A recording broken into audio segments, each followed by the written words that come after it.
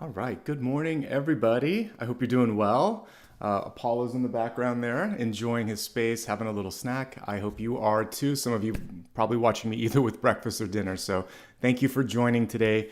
My name is Nicholas Ashbaugh, and this is the weekly collective reading where together we're going to take a look at the next 7 days and also a special topic which you chose for me, which is going to be the Midas touch, how to make the best out of any situation, how to turn it around, I think was the exact wording on that.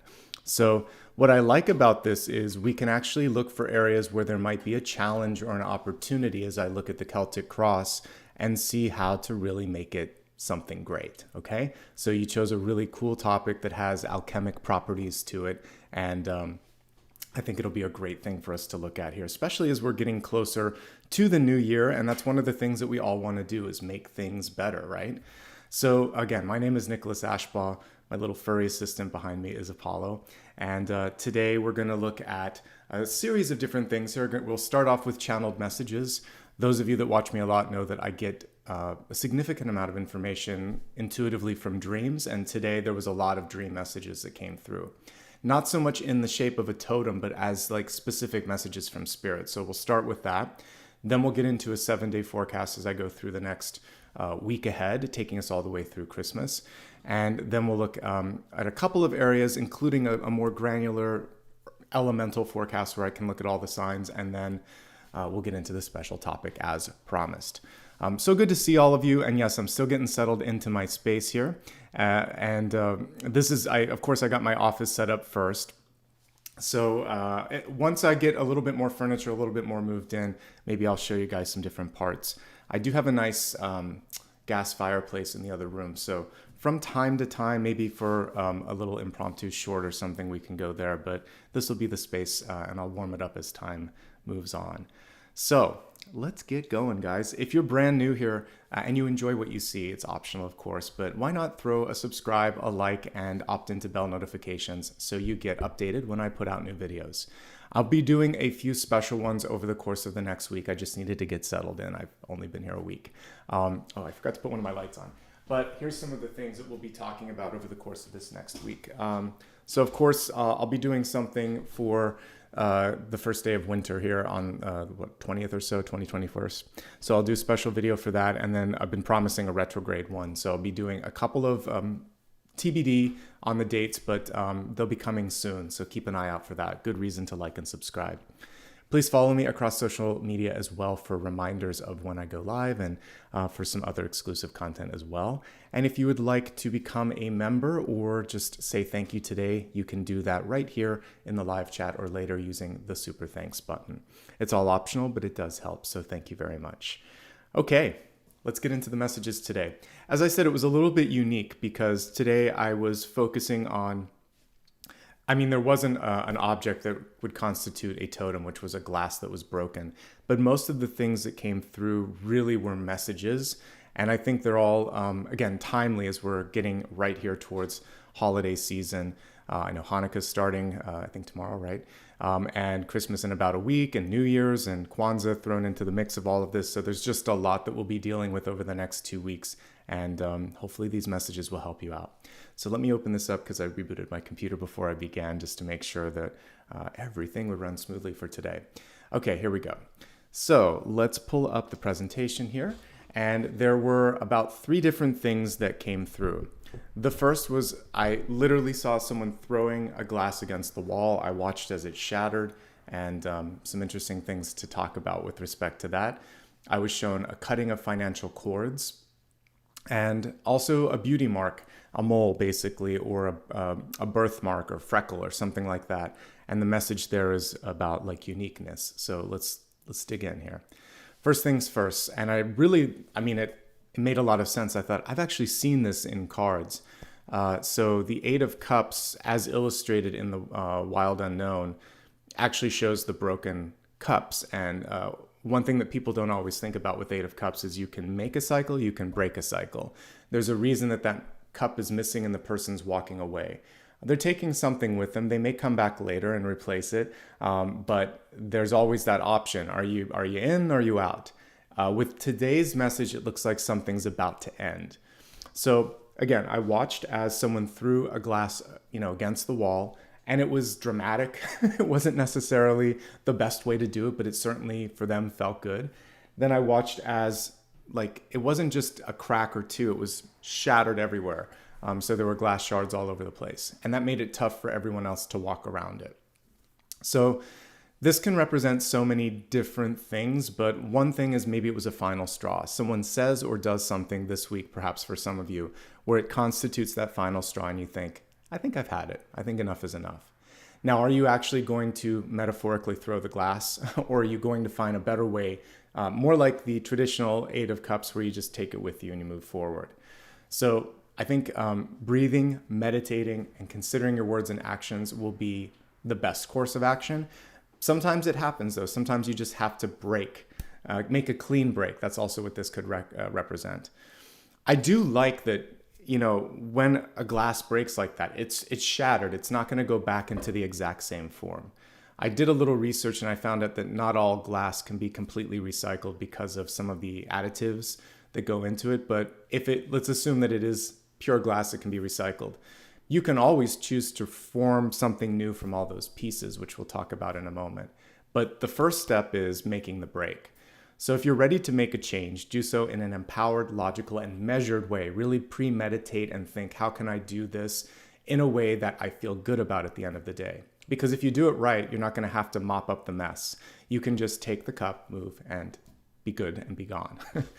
So there is a moment where you might feel triggered, and I think the big opportunity right now is maybe not giving into that moment of being triggered. So that's the challenge, that's the opportunity. Let's see if you can do it, and let's see if we can identify, when I look at the 7 cards for the 7 days, where that trigger moment may be. It could come in the form of any of the next few cards that I'm featuring. It could be the 8 of Cups, or it could be the Tower.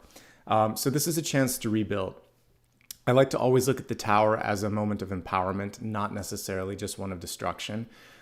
So it's a chance to rebuild, and a lot of times the Tower happens so that we can shake out and break free from some structure that really just doesn't suit our higher good or serve our higher good any longer.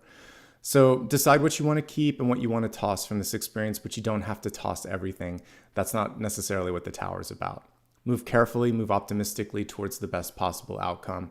And understand that because we're getting these messages, a change of some sort is necessary for you. And what you really want to do is guide, or I often use the metaphor of surfing, through that wave of change, and don't be distracted by it, because there's too much. There's too much great stuff at the end of the year to be focusing on. There's also way too many things that you can control and can make a positive impact on. And you don't want to lose track of that right now, right? So let's move to the next message here. Financial freedom. Who doesn't want that? So it looks like this is one of the big sort of portals that's opening up as we look into 2023, because we're very close to the end of the year. When I was looking at the calendar, I mean, we're past the halfway point of this month, and it's just a handful of days left until we're in the new year. So to me, it looked like it was a familial type energy, like there was something either ancestral or familial that you were getting ready to break free from. So this could be for some of you an illusion or a feeling that, you know, something was just out of reach, that everyone else could have it but you or your family or whatever. So karmic issues around money or worth, because it can also be self-worth. So you might be reestablishing a firmer foundation. We have, if we go back here, the breaking of the energy here, and then the reassembly here, and now the understanding that something stronger can exist in its place. No matter how you slice it, I see growth, independence, and movement as a part of this, and a big opportunity for you to work on letting go of fear patterns. So that may be the glass that's breaking. I'm not afraid anymore. The worst that'll happen is I'll make some noise. People will have to kind of tiptoe around me, but I'm going to stand my ground. Sometimes we need to break the glass. You need to make some noise. But you have to be mindful of the trade-off if you're going to do that, okay? Always with the 9 of Pentacles, there is a message that it's better to be slow, methodical, and patient. I actually was reading some comment on one of the, I can't remember which video it was, but someone was like, I'm tired of being patient. I mean, like, that's kind of the point sometimes, because if you rush through that final piece of the pie, that's usually when mistakes happen. So I'm trying to save you when I can see it from those sort of mistakes. I'll never tell you what to do. I'll always kind of give you the roadmap empowerment, choice, it's all in your hands, folks. You are the ones that hold the power and make the decisions. I'm just here to kind of give you a map so you can make the best possible decision, okay? Finally, excuse me, embrace your uniqueness. So I liked that, for me, they were showing me a family member that had a unique sort of like birthmark on their body, and I was looking for that to recognize them. And so that symbol meant something to me, because if I didn't see that wherever it might be, I would know that it wasn't them. And it was something that, you know, you can come to love. So some actresses in the past century used to paint like a beauty mark or accentuate an existing mole so that they looked not perfect. Kind of breaking the illusion that you're perfect makes you a little bit more relatable or attractive. So if you can embrace that one thing that may have initially been a flaw, then it can actually become something that people find endearing or attractive. So freckles, moles, birthmarks, or anything that's unusual. I put in here like the quality of your voice. That could include like an accent, embracing the accent, saying, yes, I'm proud of where I'm from and this is just part of who I am. You know, anything that's just a little unusual, we don't want to melt it out like the glass. You don't want to melt it all down. It's good to have some things that are just a little different, that show a facet of your personality, your culture, your passion, etc. So think a bit about it as a part of brand you, like whoever you are, and don't try to assimilate into the norm. Of course, I would put the star card for that. So today, Spirit didn't send me an animal. It was sending me images. They still constitute totems, but not in the traditional sense. And there were much deeper messages being involved with them today. So it works a little different from week to week. But again, breaking a cycle with that broken glass and deciding how big of a break to make and how big of a mess to make. I think the key thing here is you don't have to make a mess if you don't want to. Some things are just not worth it and you can just walk away. And you can also rebuild something stronger from the ashes of that experience. And with this sort of necessary change, just be mindful of what you want to do with it, how you want to do it, etc. And I'm seeing increased financial security and freedom, which is good. And it's still going to contain a little bit of fear and self-confidence issues for some of you, because even when you start to see things good and go your way, you doubt that sometimes. At the end of the day, who you are and how you're different from others, that's actually what makes you so valuable and so unique. So there you go. Okay, we're going to get into the 7-day forecast next. Let me see if I have the deck that I want to use for this one. I could use Witch's Tarot. I could use something else. Let me go over. I'm going to go shopping in my cards here real quick, and I'm going to grab one, and then we'll get started.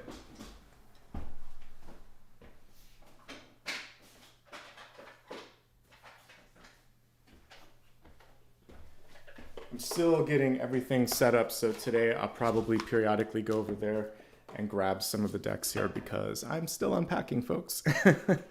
Okay, let's go ahead and get the 7-day forecast underway. This is going to take us from today, Sunday, to next Sunday.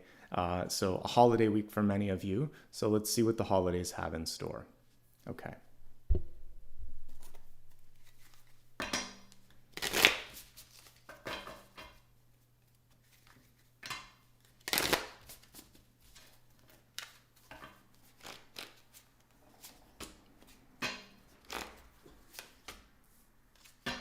So one for today, Sunday, Monday, Tuesday, Wednesday, Thursday, Friday,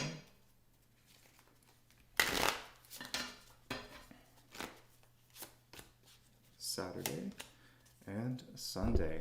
All right, so let's get these all arranged so you can see them nicely, and we'll begin here. Okay, so for today, it's actually a really good day to get stuff done, believe it or not. And with others, I would say partnering up with others. So we have the three of Cups here. Three of Cups actually constitutes a partnership card, as does Three of Pentacles for that matter, but the Three of Cups is a lot more fun. So if you have something that you need to do, maybe it's cleaning, running errands, just getting ready for the week ahead, decorating, all of that, don't do it alone. This is really a card that's emphasizing how important it is to have some fun with others. And this is also a play card. So most importantly, Three of Cups is celebration, spending time with the people that you love. We see them kind of playing what looks like a board game here, having some tea, having some fun. So today, if the schedule allows it, if the mood sort of takes you there, do something playful. Even if there is a lot to do, make sure that you're making time for this. And that was one of the messages that I got in spirit too. I have a lot of family that has crossed over, and one of the messages that they said is, like, let's just they wanted me to have fun too, but like, be present, put the work down, put the computer down, and just go out and experience the day, whatever that means for you. So do it, because once we kind of forget how valuable each moment is on this planet. It isn't going to last forever. It doesn't last forever. So let's do something fun with today and stop worrying about all the things that we can't control, right? And that's the main thing here. Be present and celebrate the little things, especially the friendships that you have in your life and any progress that you've made on anything, any goal, even just the mere fact that you survived something difficult. Then, basically celebrate and be grateful for that. Okay. All right. Taking a look now at Monday. The High Priestess coming through in reverse. Don't second guess your ability to understand, to see, and to fix something if you need to. I like to remind folks that the holiday's not over yet. Or it's not, it hasn't even started. So, for some of us, Monday will be a holiday, but a lot of people have clocked out and they're like, it's Christmas already or it's New Year's already. You can still get stuff done. There was some work here in my place that had to get done, and I'm like, it's not the holidays yet. We got to get this started. So sometimes you have to just speak up and remind people that if you can begin it now, then actually you're going to have a nice smooth entry into the new year. Things are going to feel so much better, and you won't be playing catch up. There's a card in the Lights Years deck. It's like, I think, the Knight of Swords, where he's running towards his motorcycle, and I always get the feeling like it's waking up a couple minutes late, sleeping and not letting everything kind of get done. So let's not do that right now. You have Monday, Tuesday, Wednesday to kind of like wrap everything up, then go into holiday mode and have a blast. But if there's something that you should deal with, get it off your chest so that you can just really enjoy the new year and enter into that new year feeling like, I've got this under control. So that's one thing. The other thing is not to manifest fearful thoughts or negative situations. A lot of times it's a lot easier for us to just expect the worst. I would say plan for the best, or expect the best, but then kind of have that contingency for a worst case scenario, but don't focus on the worst. Don't expect the worst. It's a lot better to start to think, I can make this work. I can do something better. Again, it's a lot easier for us to sometimes just think that history is going to repeat itself. But remember, the whole message today was that you could break a cycle in your life, and that's going to be a lot more empowering than having to have the same thing happen time and again. The other thing with this is there could be a lot of creative energy that's coming in on Monday, and you're just trying to think, like, what do I do with this? So take some time to put it down to paper, talk to someone that you can vibe with creatively, and basically channel the energy. It's going to be a good day, all right? As we look at Tuesday, it's perfectly in alignment. These are basically brother-sister cards here. So you're going to get a lot more. I think the clarity actually comes in Monday because the High Priestess is higher than the Magician. And then on Tuesday, it's really a question of what do I focus on? So this card reversed, High Priestess reversed, can sometimes be doubting one's vision or intuition. So Monday, don't let someone talk you into something you don't want to do, or talk you out of a vision that you are very closely aligned to. On Tuesday, don't spread yourself too thin. The Magician can do anything that they set their mind to. In this particular deck, we see them in that sort of intuitive flow. The sun energy right behind them. They're basically on the Wheel of Fortune, like all the energy's coming through them. The only thing that ever distracts a magician is putting energy in too many places. The four elements around them can sometimes be too much. Take one element at a time and focus on it. One thing at a time and focus on it. And so you can do anything, you can do everything. You'll be better if you do less, but do it better, though. That's basically the message for Tuesday. So be very focused and intentional, and that's going to pay off in a great way on that day. On both of these days, you could be around people that are very good at, I want to use the best word here, talking you into things, or manipulating is the best word that's kind of coming into my vocabulary, but Swaying, there we go, I like that. They could sway you into doing something that isn't what you want to do. So just stand firm, stand strong, and don't get swayed away from your path. Too much room for distraction with that. Be your own magician and high priestess and stand in your truth. We see a lot of structure coming in around the midweek, which I like. So the Hierophant on Wednesday. You can be the Hierophant. You can be the one saying, this is what I want. This is how I want it done. The Hierophant can also constitute organizational patterns in your life where you're getting your finances in order, cleaning the house, putting a schedule together for the next month. It can be business oriented where you're kind of like doing some project planning, things of that nature. So it's a good card overall representing structure, organization, and good firm foundation. It's a nice card to come through after we saw the sort of breaking energy that I saw with like the Eight of Cups and the Tower and all of that. The good news is it feels like what you can do that whenever you want to do it. This could even be kind of like a precursor to what the new year's bringing. So like I said, you can kind of surf through that energy and just put it into motion in a very organized way in the midweek.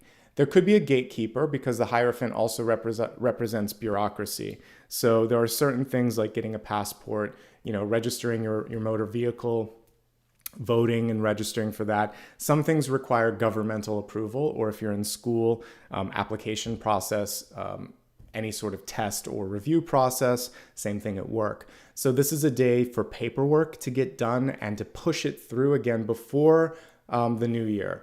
Even if people don't deal with it until like say the 27th, 8th, 9th, or 30th of this month, there could still be a chance to get it going. Even if it's during the retrograde, if you start it beforehand, you're fine. And that's kind of the hope here and the purpose here is just to kind of move the needle forward and get ahead of any of that sort of energy. Okay. Now let's take a look at what's coming through for Thursday. So we have the two different threes. This is actually, okay, as we look at today, Sunday, this is a day where you can kind of have a casual conversation about something. Then you can actually get together and get the work done on Thursday if you want to. And I know we're kind of on the eve of a holiday. That's the 23rd, right? So for some of you that it may or may not be a holiday for you, but I still feel like you can get a lot done. This is also a day for recognition because typically in the traditional Three of Pentacles, we would see someone putting finishing touches on architectural work and then people kind of looking at it mindfully and thoughtfully and saying, I like it. So this is kind of like your last best chance to finish and sign, seal, and deliver something. It could also represent the last minute shopping that some of you are doing on the 23rd. But I like this card overall. Revisionary energy with it. Usually this is a card of mastery, but it can be finishing touches, and it usually would require very small edits. So for those of you that are writers, this would be the final edit where they're just looking at punctuation and sentence flow a little bit, but nothing big, no structural changes. In a house, it would be going in and making sure that you painted the trims, right? Before trim, or just like taking the tape off after you've painted or something like that. Just the finishing touches. It's not a day where you have to do heavy work, but it is a day where, again, pre-holiday and pre-New Year's, you're just saying, last chance. I'm not going to want to pay attention to it the following week. And I know you're not going to want to do a lot of work the week after that. So last best chance for anything that you want to get done to get done. And also another chance to have a creative download for many of you. It is a good day for writing, journaling, and art in general if you are a creative person. So have fun with that if you would like to. Okay? Let's see. As we step into the energy of Friday, it's nice here. We have the Six of Pentacles. So it feels like some of you are starting to find balance again for you, right? This is a sort of different Six of Pentacles. We're seeing more love and connection in this one. But if I take out the traditional card, which I'm going to do right now, basically it's saying I don't have to be everything to everyone. I don't have to listen to everything from everyone. And I'm basically going to focus on what feels right, what feels best for me in this moment in time. It does feel like, because this one is much more relationship oriented, it's going to be a question of spreading yourself too thin for like parties or for people asking you favors. That's where you're going to be asked to sort of like really stand your ground and say, I can only give this much, or how about this, et cetera, et cetera. For some reason, I skipped over the card, but we'll focus on just the illustration here. So traditionally, there would be a scale in this card, which is what I was looking for. But here we see just two people embracing. And the energy of that's beautiful too. But I would say with the scale and with the two people asking for energy, time, or resources, there's a reminder that you can only do so much. And if you try to make everybody happy all the time, at the end of the day, it usually just results, here it is, it usually just results in exhaustion. So this is a slightly better illustration for this because we see the person saying, I can't help all of you, but I can help you. And I can make an impact with this. So do it kindly and with love. And that's what we kind of see with this card. And since it was reversed, people around you may also be using the connection that they have with you, brother, sister, friend, and kind of asking a favor or pushing through a little bit and trying to kind of guilt you into doing something. So don't let that sort of like get in the way of what you know is right. So stand strong when it comes to your limits and boundaries. They'll be tested a little bit on Friday. As we take a look at the energy for Saturday of next week, we have the Queen of Swords in reverse. I love this really empowered Queen of Swords. We kind of see the energy of Athena coming through on this one, right? We see the owl, we see Medusa, we see Perseus, it's probably Perseus. But what I like about this overall is the ability to fight for what it is that matters the most to you. And do so by sort of like speaking up for yourself. So if there's something going on, let's say, you know, it's a family and someone just isn't acting on a promise that they said they were going to do, or you sent out an email or a text and it feels like crickets, nothing's happening. This is a day to just sort of like in the best possible way, speak up and just say, hey, where are we at on this? Or do you need a hand with this? It's been a few days and I know that you're busy and everything, but just kind of like ask the question, speak up, use your voice, do it kindly, but do it directly and don't be afraid. And it's always hard to kind of find that ground between, you know, getting on someone's nerves and also just saying, hey, this is important to me. Sometimes just those 3 words or 4 words or whatever is important. This matters to me. So can I count on you for this? Are you in or are you out? Because if you're out, then I need to find someone else. Just let them know. It's okay to say no. If you feel like someone's going to say no, just say, I need to know now. Are you in or are you out? Get very to the point on Saturday. And I would say this is the one day, if I was looking for the day that something could break, she can be sharp with her words, the Queen of Swords in reverse, and I love the Queen of Swords. So this is the one day where you could throw that cup and it could break, so we want to be mindful of it. Say less, say it quickly, say it kindly, and then get it out of a conversation and see what happens, okay? I like what we see here on the week from today. Some of you might be traveling. We have the Fool card in reverse. The Fool card is a card of having fun. When it's reversed, it's saying watch your step and make sure that you're not like rushing through something. So oftentimes when you're traveling, for instance, you leave, you're like, I left the phone at home or my wallet's home or the keys are in the car or something like that. That's mostly what this card is giving me is you want to take one step at a time. And we also see an interesting sort of like, I talked about this, I think, in my Libra reading this week, the shadow puppets on the wall, right? So there could be an illusion. There could be someone that's distracting you. So avoid distractions, look beyond the surface, look beyond illusions, and really kind of dig deeper and make sure that when I used to travel for work, before they actually had like a digital checklist, I kind of just put it in my notepad on my iPhone, but I had certain things that I knew I would need, like, 5 or 6 items for the toiletries and bathroom stuff. I would need certain things to wear. I would need certain technology things that I would have to pack. So I just made a list and I would just look at it on my phone and go one after another, because I used to make a certain trip to a certain city, I don't know, a dozen times a year. And it was always the same stuff that I needed. And then as long as I went through that list, I'd be good. If I didn't, if I was in a hurry, invariably I'd miss something. So make yourself a list, whether it's digital or written out. That's going to help you not move too quickly. The Fool card is about having fun, by the way. It's one of the child cards, so have some fun. It's another one like the Three of Cups is frivolity, but the Fool is literally like one of the babies. The Fool and the Sun and the Six of Cups that would be the kids' table at tarot. They'd be hanging out and having a fun time with one another. So have some fun, be playful, and but do watch your step when traveling. Okay, you don't want to make a misstep, and that's the main thing. Let's do a mini review, and then we'll move on to the next piece. I might need to get myself some more water as we do that as well. So just a quick review today. Have some fun. Going out, meeting a friend, having tea with someone, hanging out with family, all of those things constitute the Three of Cups. It'll be time well spent. And it's also celebrating the little victories. You got through most of this year. You're almost through the rest of it. Be grateful for the positive experiences thus far. The energy for Monday, Tuesday, and Wednesday, they're really powerful. Like if I was just pulling these as a single card for any individual, I'd be impressed. The High Priestess, Monday, anything she wants to get done, she can get done. Reversed, she's really good at negotiating. Other people may try to negotiate you, but you can out-negotiate them, and that's cool. You can also see through a lot of malarkey with this card. This is basically able to see all the way through people's plans and anything that they're trying to do that would get in your way, okay?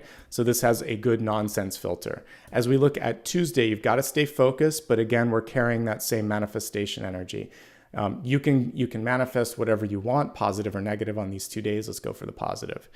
Hierophant knows their business. They know how to set things up.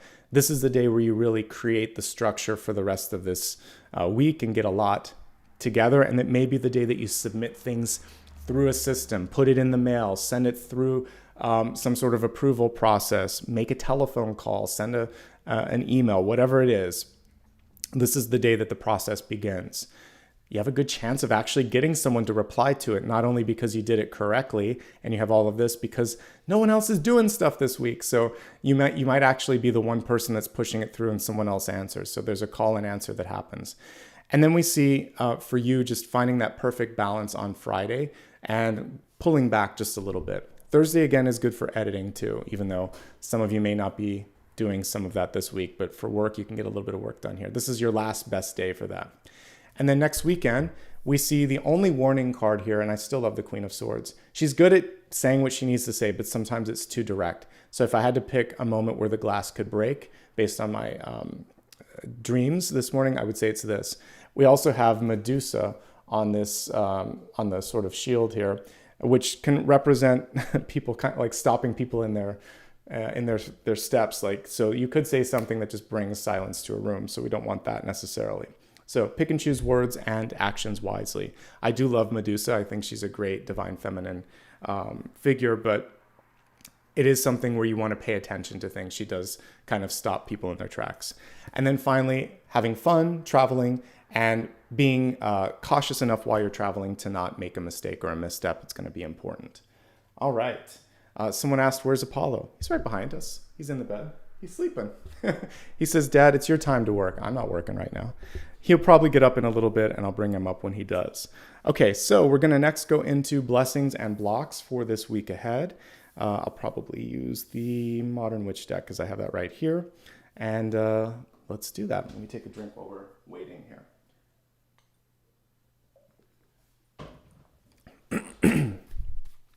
Okay. Blessings and blocks, just like they sound, going to be an opportunity to embrace something and then something to be mindful of. The blessing is the Page of Cups. The block is death, transformation. Not really a block, but it can feel like it sometimes. So your emotions, having fun, your creativity, they're all running high this week, and I would expect that because, again, at least 2 major holidays we're on the precipice of those this week with Hanukkah and Christmas. So yeah, have some fun. This is also a time to really connect with people that you love. So if there's ever an excuse or a reason to just let go a little bit and be present, now is the time. And there's nothing really more to say about that. The other thing with this is that some of you have a chance at a party to make a great acquaintance, maybe a new friend, maybe meet someone that you haven't seen for a while. Could be a chance for a spark to fly. We like the Page of Cups. It's a good card for love, and it's a good card for friendship. And your heart likes this card too. So do something with a group of people this week, even if you're not celebrating any of the major holidays. Go out and there's a lot of community events that are happening right now too. And you could also just organically meet someone while you're at the supermarket. It doesn't have to be anything special, but we're seeing an attractive energy here. So people want to come into your periphery. Do what you will with that. The block this week, change. And also looking at the new year ahead of you. I mean, we're not there yet, but we're close. So some of you are feeling either this sense that there's a lot of change on the horizon. How did this year already happen? What's next? Maybe some of you are feeling stuck. It's all the sort of existential things that happen when you even look at this card. And believe it or not, this is seasonally appropriate because we think of the end of a year and the beginning of a new one. You think of A Christmas Carol, the ghosts of Christmas future. We could just also look at it as the specter of the new year to kind of abstract religion from this. So if we're looking at the specter of the new year, death is coming through and saying, how have you changed? What do you want to take with you? Are you ready to become the new you? That's the whole, of all the ghosts in that story, that's probably my favorite because it's the one of redemption. The one in the past was fun because he gets to see who he was. The present, he sees how he's not having an impact on people and how people truly see him. But the future, and that's what we do on this channel. Of course, I would like the Ghost of Christmas Future. It's a little scary, but it's also very kind and it's giving him a choice. And it's showing him that's where you're going. Is that what you want? It doesn't speak at all. It just works with visuals, which is, again, why I like it. It's the most psychic of the three. So, the specter of the new year is coming through and saying, this is who you were, this is who you are, who do you want to be? And it scares some of us because change can be difficult. But if we take that story, basically change is the whole purpose of it. And we see that no matter what, you're never too old, you're never too young, you can always make that change happen. So that's what I get with this card is that if you're ready and you're willing, that's what the opportunity is. Don't be afraid of change, okay? What sign are we on? All signs. This is a collective reading. Everything that I say for everybody is for you. You've joined. It's like a weather forecast. We went through the 7 days. We just did blessings and blocks. We're going to take a look next at the elemental forecast. So the curious person joined at the right time because this is the only part of today that will be specific to the signs. Everything else is for everybody, okay? So let me pull a different deck for this and then we'll get started, okay?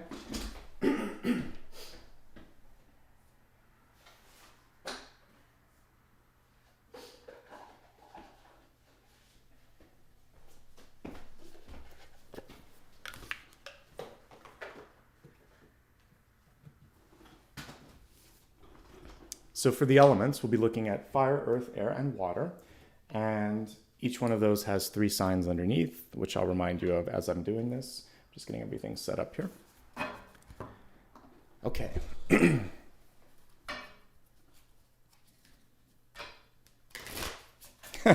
No problem, Dakota. I just happened to see it in chat. I do keep an eye on chat while I'm talking, but I just want to focus on the messages here. I know not everybody gets that that's what collective means. If I put all signs in the title, they think I'm going to go through all 12 signs, so I don't put that word there. All right, so let's focus now. Fire,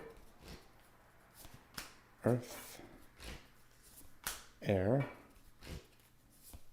water. We got the 8 of Cups for water. Water we want to be most mindful of. And then after this, I'm going to get a drink here because I need a little bit more for my throat. Okay, let's begin with fire. So this is for Aries, Leo, and Sagittarius. You have a lovely card this week and a really appropriate one for all of the sort of gatherings that many of you will be partaking in. So we have 10 of Cups coming through, and I really love sort of how you can see that band of energy going around them, young and old, friends, far and near. So really great card for fire here. So this is a good time for all of you to connect with people that you love.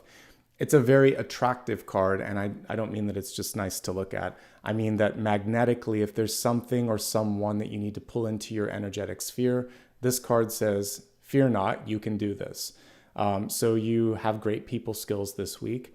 It could be a great time to also initiate conversation with someone. So if you wanted to ask someone out on a date, if you wanted to have an important meeting, if you wanted to set something up for the new year, you can also do that. Again, there's just this great ability to come together with this card. So however you want to basically utilize that, you can. We also see basically the bars of music around this person, which represents harmony when it comes to relationships. So you have a chance to definitely connect with people and maybe mend some bridges, maybe just have a great time without a lot of drama. It's a good week for doing anything with people, for people, or around people. And it's a good day for you to reach out and share things with others, to pitch ideas, to try to get something approved, because you're just being very much sort of like welcomed into the energy of the group. So that's my message, is don't be a hermit this week if you're a fire sign. Shine your light, get stuff done, have some fun, connect, network. It's all about networking this week for my fire signs. It's a good card. Couldn't ask for a better one for a holiday week. All right, looking at Earth, Taurus, Virgo, and Capricorn. We also have, it's all, by the way, I'm just looking at it right now. It's all love. Wouldn't we expect this on a holiday week in the second to last week of the year? It's all love. It's all water. So water reigns supreme. Okay, sorry. I was looking at Taurus, Virgo, and Capricorn. We have the Page of Cups in reverse. So for the Page of Cups in reverse, some of you might be falling head over feet for people. Whenever this card is reversed, that's literally what it means. Some of you may have a hard time believing that things are possible. You're trying to keep your feet on the ground. And this card is saying, don't give up. Believe in the impossible. Believe that, you can reach higher. I was reading the star card. I think it was for today. Now I'm doing them a day ahead, so I can't always remember which day I pulled it for. But I think it was for today. So for today, if that's the card that I pulled, the star card is a reminder to let the universe come in and say, no, this is as far as you can go. Usually the universe doesn't do that. So keep reaching until you find the natural limit, and then go with that and figure out why that limit's presenting itself. If we look really closely here, we see the little pig flying in the corner, and that, kind of like, when pigs fly, well, maybe this is the week where that impossible or that absurd or that kind of unusual thing happens. We see incoming love here as well. With this card in reverse, there's a questioning. Can I do it? Am I deserving of this? Will this happen? And the answer to all of these things is, if you believe, it's possible. You have to believe in yourself, though. So this kind of goes back into the financial and self-worth freedom that I was talking about in the channeled messages. The most important thing in this moment is, do you see it? Because that's really what other people are vibing off of. Some of you need a break. Whenever I get an otherwise very positive card like the Page of Cups in reverse, it's saying, you know what? I've been listening a lot to others. I've been taking on a lot of other people's problems or drama or trauma. I need to just slow down. I need some time for myself. So I just told Fire to go out and network. I'm going to say for Earth, you get to be pickier. You get to say yes to this, no to that. Don't say no to everything, because anytime we get cups, it's good to connect. But I do want you to do something that soothes, nurtures, and basically supports yourself. So that could simply be getting enough sleep. I need to buy a new bed, but I got an air mattress last night and I didn't want to get up this morning. I was like, oh my God, I'm sleeping on a cloud while I look for my new bed.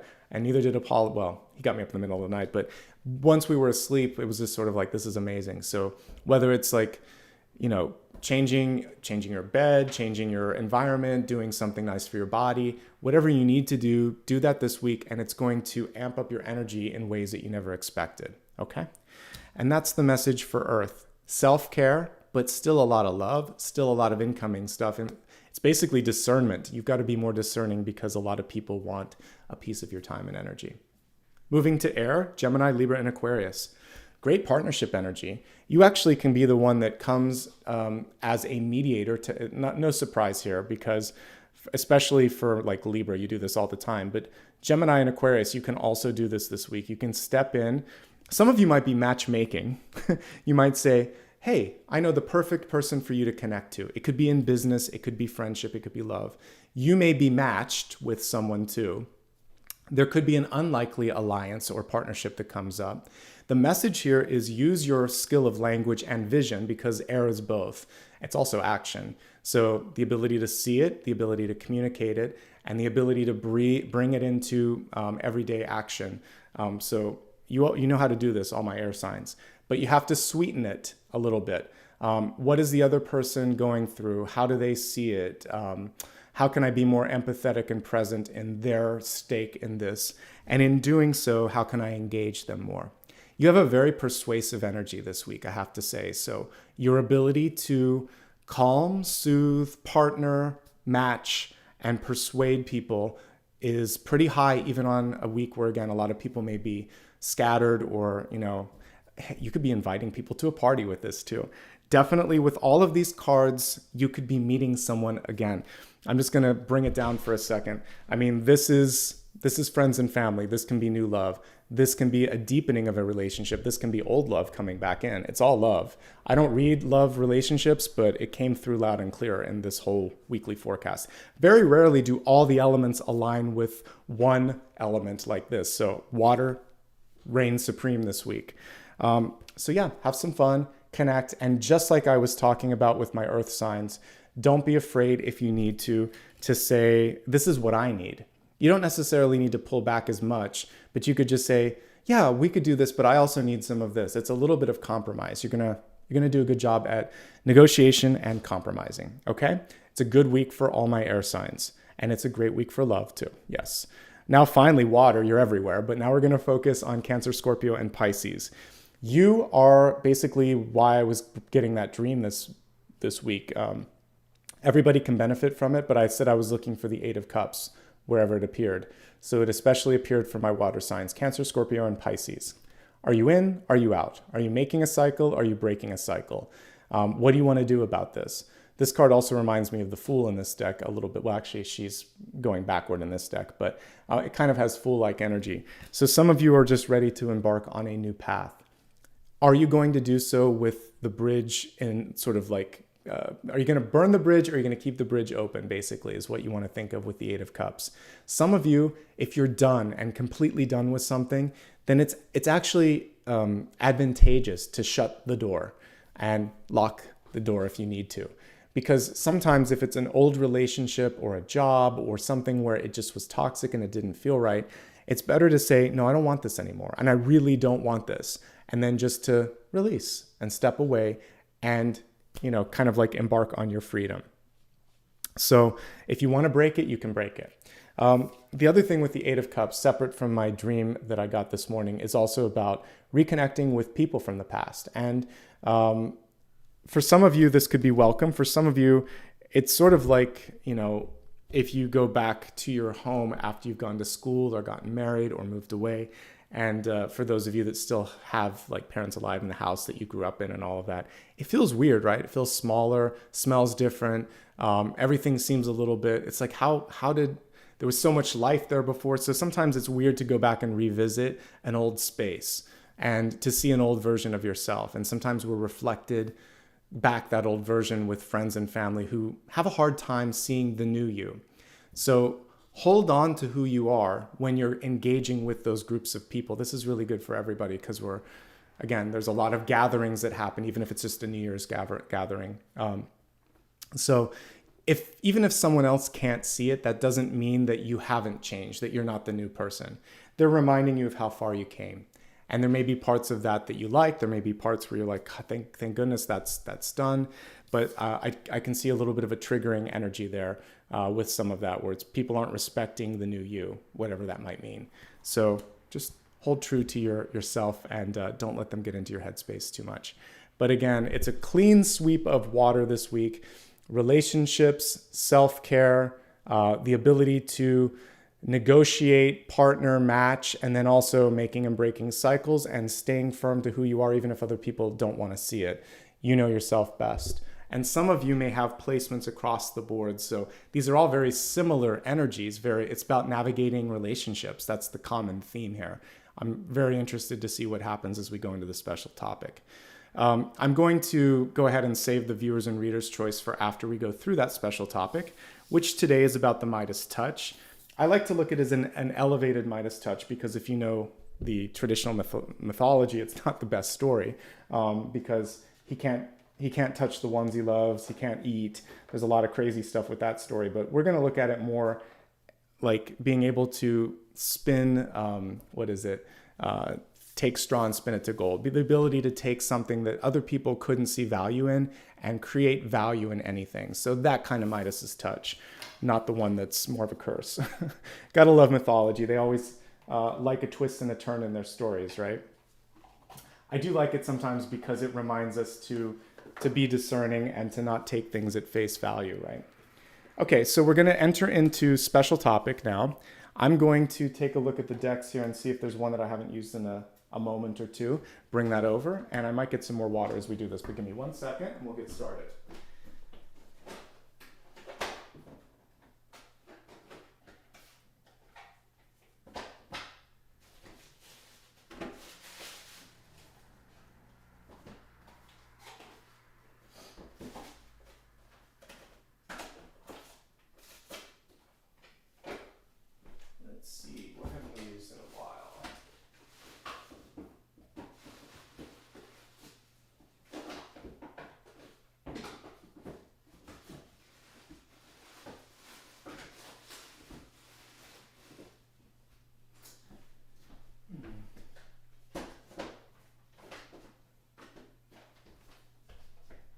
Okay. I know you all tend to like the sort of metallic Luna deck, so we'll use that one. This is Ethereal Visions. So let me get this set up, and then I will grab a drink after I've set this up. Okay. I'll bring the poll back next week for this, but for now, I just wanted to choose one that we hadn't used in a little bit here. And I'm glad you guys like the new space. I'll eventually get some plants and other things, but baby steps.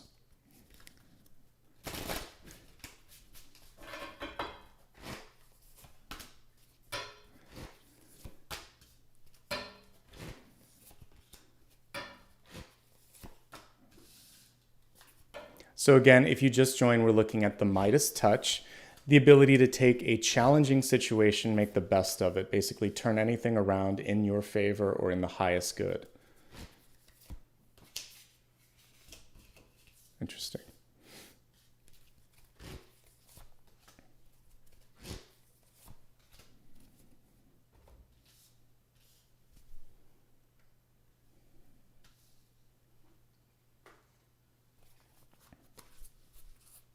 How's everybody doing today, by the way? Who's traveling for the holidays and who's staying home?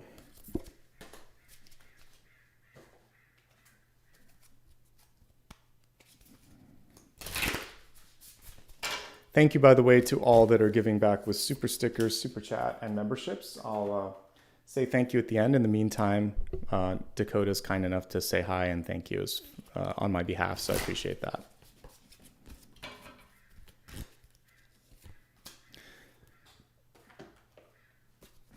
I see a lot of people staying home, so good for you.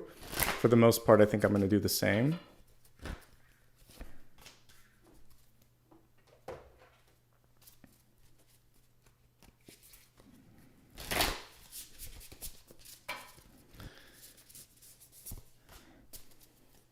All right.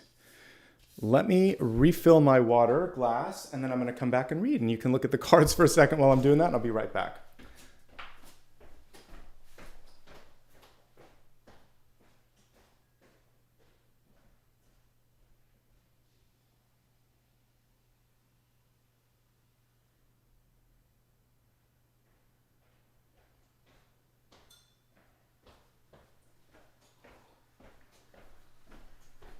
All right, thank you for letting me just get a drink so that I could finish.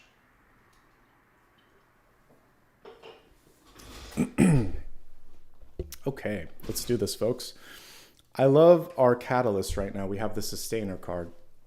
So the Sustainer is basically putting you in a position to say, first and foremost, hey, Apollo, you have more than enough to make this happen.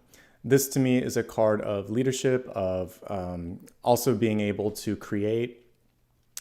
It's kind of like source energy. If I had to put it in a more sort of, like in tarot, it would be the sun. Because if we were to think of the central energy in our system here that keeps it all together, it is the sun, right? Without it, the planets would just be derelict and going towards other solar systems. So let's connect with the energy of the sun as a message for the catalyst. And the catalyst is the thing that's going to help put you on the right path. What is the sun? The sun is a birthing energy. It's going to say in this period of time over the next week, but I'm going to also say now as we're entering into the new year, the next few weeks here, there's a new you, there's a new thing, there's something that you want to birth, explore, or create. So knowing what that is and how you want to do it is going to be important.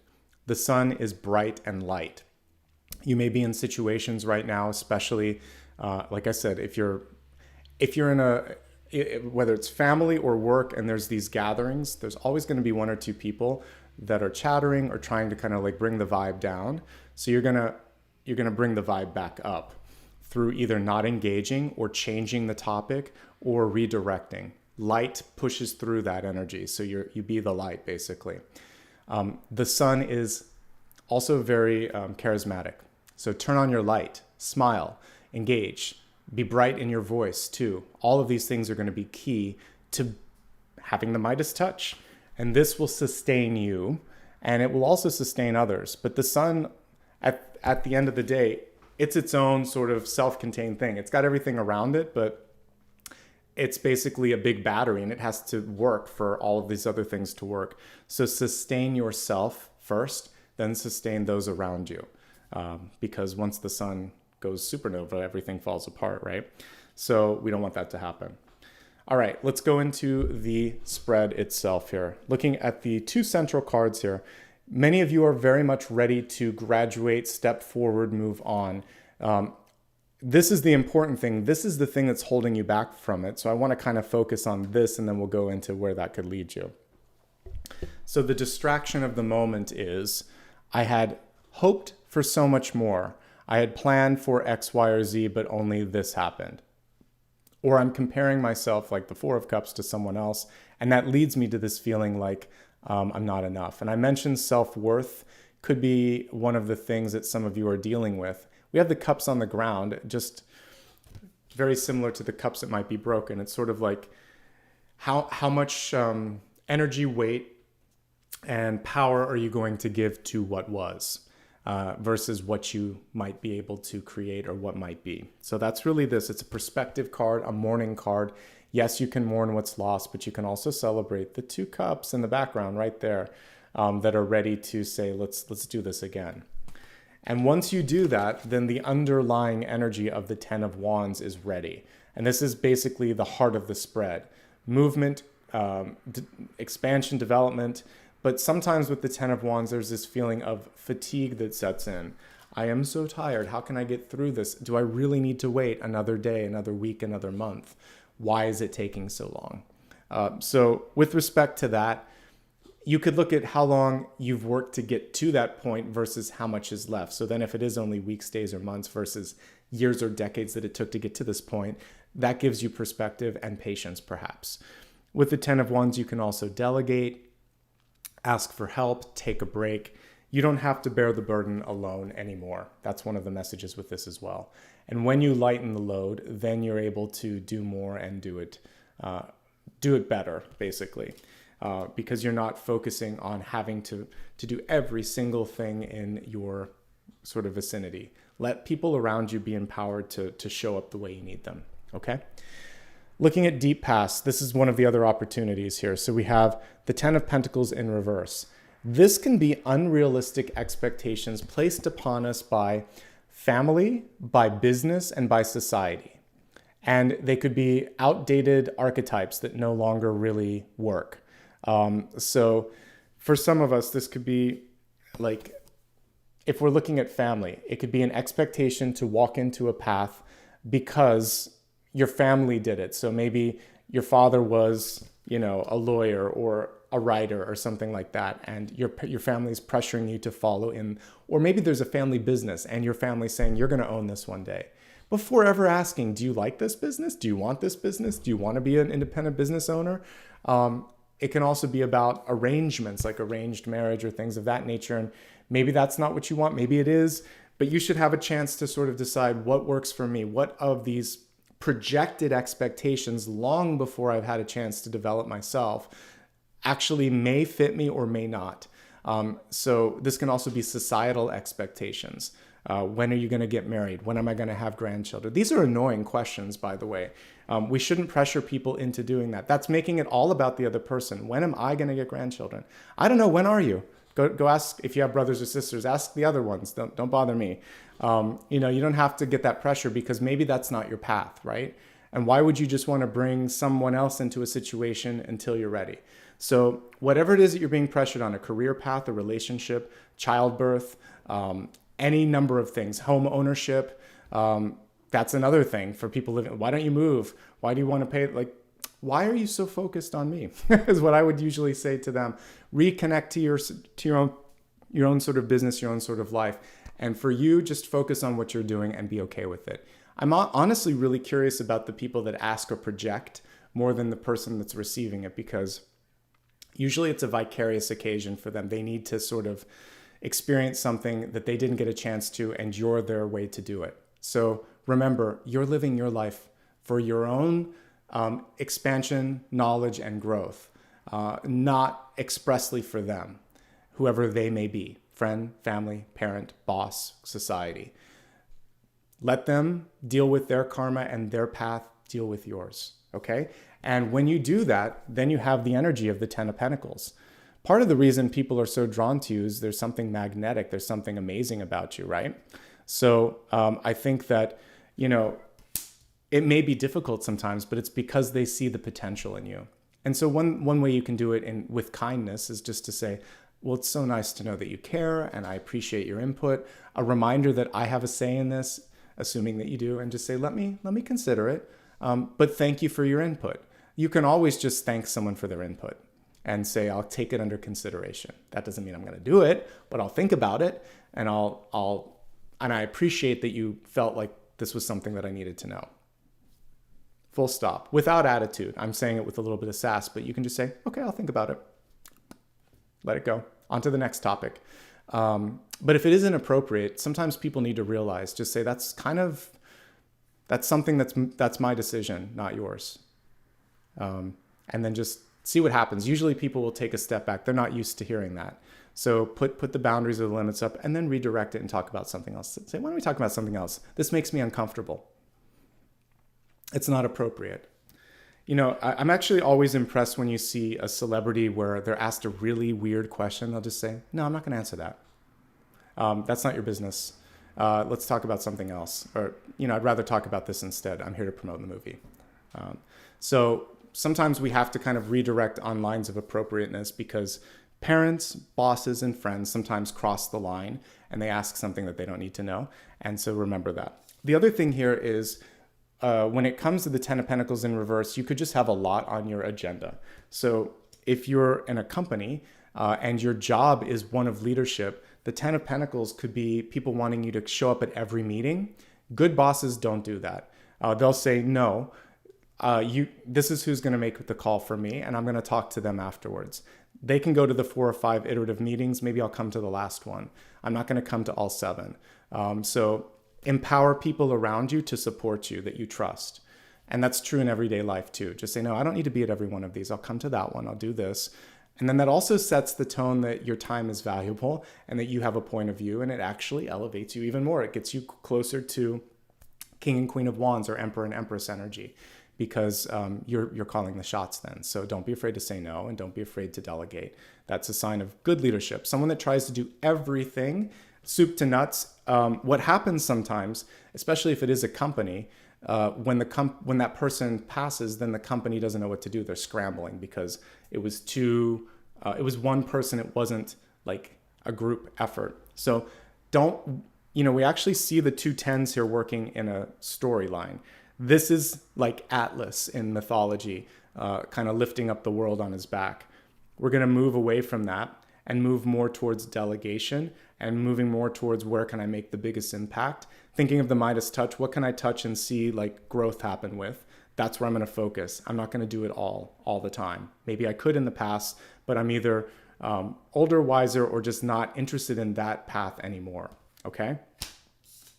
Because you are on the rise right now. We've got the star here, and the star card is all about empowerment, authenticity, clarity, and like I said, the sun is the star. And so a star, we just call it the sun. So you are setting yourself up to be the sustainer and the star of your own life. It's not just about attention. It's not just about a breakthrough. The star rather, is saying, I know who I am.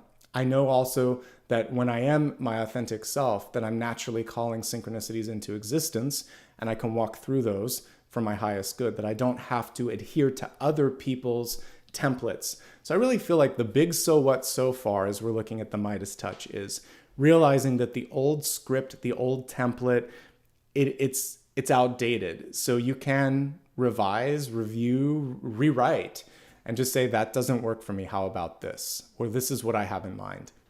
And just kind of express, explore, and walk into that path. We do see more eyes on you, more of a spotlight on you with the star card. And so in this moment here, as we're stepping into not just this week, but again, we're really stepping into the new year with this spread on some levels. You're going to say, this is my big so what for this period of time. So what is it you're trying to do? I'm kind of pushing some of you in advance of the 31st and the 1st, 31st of December, 1st of January, to figure out, what is it? Don't wait until you're inebriated and it's 3 a.m. in the morning and you're trying to figure out what's my New Year's resolution. Do it now. Start we talked about the stuff that's coming through for this week, Monday, Tuesday, Wednesday, Thursday. Honestly, the next 4 days, you can actually get that New Year's resolution grounded and started, and then have some fun over the holidays and don't worry so much because you've already set it into motion. Okay? Okay. But you are the source. That's the one thing with the star card. Your authenticity, the birthmark and birthright starts to come through, and then that attracts the Two of Cups energy that we see up here. So, Cups made a really big appearance this particular week. Two of Cups saying, I know who I am, I know what I stand for. And interestingly enough, someone else is attracted to that because I'm not looking for something from someone. I am complete. That's one of the most attractive things. I'm clear, I'm complete, and I'm ready. I'm ready to receive love and abundance in the highest forms. I'm attracting someone who wants to partner up with me, not someone that's trying to latch on to me, not someone who's going to fill up my energy, not someone who needs something. We're both stars, basically. So that's what I see. You actually have the ability in this next week. We saw it in the 7-day forecast. We're seeing it in the special topic. This was initially more for air signs, but it's coming through for everybody as well. You have the ability to partner, to negotiate, to attract, and it's really just a question of how you want to use it and what you want to do with it. Can you find love right now? Absolutely.